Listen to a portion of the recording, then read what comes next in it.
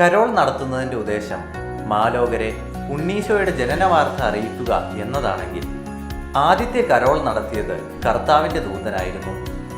ആദ്യ കരോൾ ഗാനം പാടിയത് മാലാഖമാരും.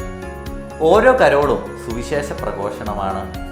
പെട്രോൾ മാക്സിന്റെ വെളിച്ചവും മുളങ്കമ്പുകൾ കീറി അതിനുള്ളിൽ ചിരട്ടയിൽ തിരികത്തിച്ചുണ്ടാക്കിയ നക്ഷത്രവും വർണ്ണക്കടലാസുകൾ ചുറ്റിയ വഴിവിളക്കുകളും തണുപ്പകറ്റാനുള്ള കട്ടൻ കാപ്പിയും പ്ലം കേക്കും ഇന്നലെയുടെ കരോളിന്റെ നല്ല ഓർമ്മയായി മനസ്സിലുണ്ട്.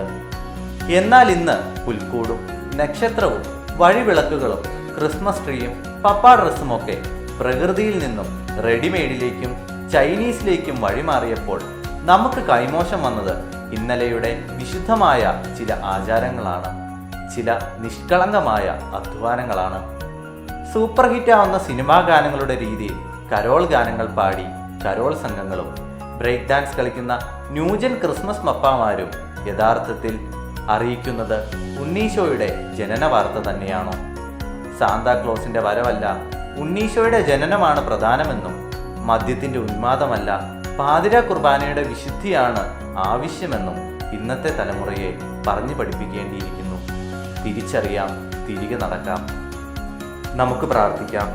ഉണ്ണീശോയെ, എൻ്റെ രക്ഷയ്ക്കായി ഈ ഭൂമിയിൽ മനുഷ്യനായി അവതരിച്ച നിന്നെ ഞാൻ ആരാധിക്കുന്നു. ഏറ്റവും വിശുദ്ധമായി ഈ ക്രിസ്മസ് ആഘോഷിക്കുവാൻ എനിക്ക് കൃപ നൽകണമേ.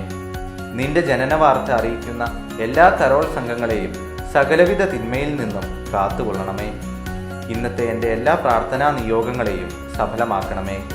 ഈശോ നിങ്ങളെ എല്ലാവരെയും സമൃദ്ധമായി അനുഗ്രഹിക്കട്ടെ. ആമേൻ.